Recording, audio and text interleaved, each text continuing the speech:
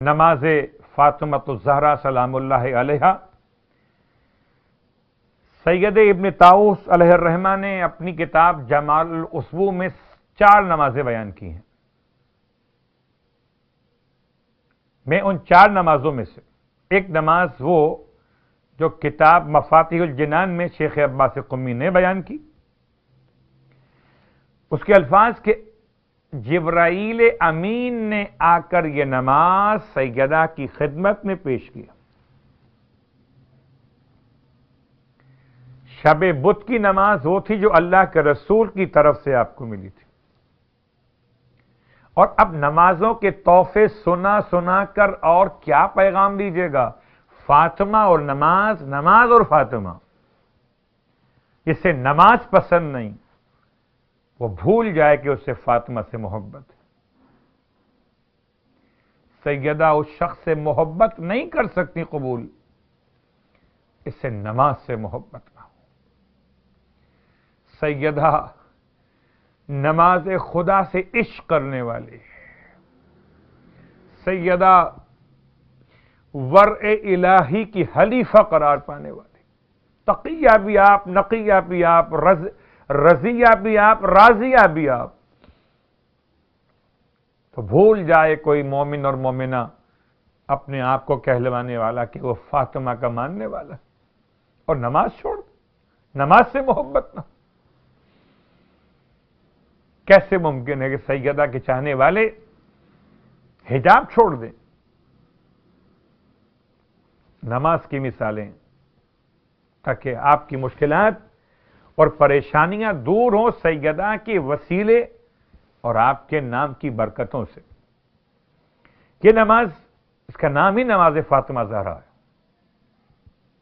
شیخ عباس قمی نے کتاب مفاتیح الجنان میں اس نماز کو اس طرح بیان کیا: 2 رکعت نماز، اور 2 رکعت نماز میں رکعت اول میں الحمد کے بعد 100 مرتبہ سورہ انا انزلنا۔ یہ بہت مجرب ترین نمازوں میں سے ہے۔ اتنا کچھ سیدہ نے دیا ہے کہ کہاں تک بیان کیا جائے۔ سری ترین، مشکل ترین حاجات کے لیے بہترین دعا، سری ترین دعا سیدہ کی دعا ہے۔ رکعت اول میں الحمد کے بعد 100 مرتبہ سورہ انا انزلنا، اور رکعت دوم میں الحمد کے بعد 100 مرتبہ سورہ اخلاص۔ تو یہ دونوں کی تلاوت میں یاد رکھیں، ہر مرتبہ آپ کو بسم اللہ کے ساتھ پڑھنا ہوگا۔ نماز مکمل کر لینے کے بعد شہزادی کونین کی مخصوص دعائے تسبیح، خدا مجھے اور آپ کو نصیب کرے۔ کربلا معلیٰ کی زیارات جن کو نصیب ہو رہی ان کو بھی نصیب کرے بار بار، اور جن کو نصیب نہیں ہوئی ان کو بھی نصیب کرے پروردگار۔ وہ تسبیح جو روزہ سرکار سید الشہداء میں پڑھی جاتی ہے، ایک سرہانے پڑھی جاتی ہے، ایک پانتین پڑھی جاتی ہے۔ سرہانے تسبیح مولا کائنات پڑھی جاتی، اور پانتین تسبیح جناب سیدہ کونین پڑھی جاتی ہے۔ اس کا پہلا جملہ ہے سبحان ذی العز الشامخ المنیف الی آخر تسبیح۔ یہ تسبیح آپ کو ملے گی کتاب مفاتیح الجنان میں، نمازوں کے چیپٹر میں، پہلے ہی باب کے اندر، کہ جہاں نمازیں معصومین کی بیان کی گئی۔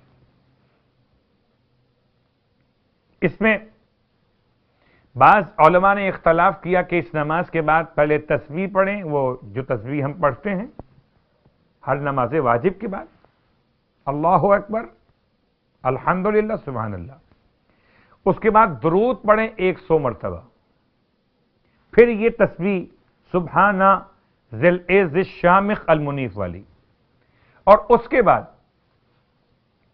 اب میں پھر پردے کی بات کروں بیٹیوں بہنوں کے لیے، ماؤں کے لیے، کہ یہ عمل جو انجام دینا چاہیں تو بالکل سخت ترین حجاب کے ماحول میں انجام دیجیے گا۔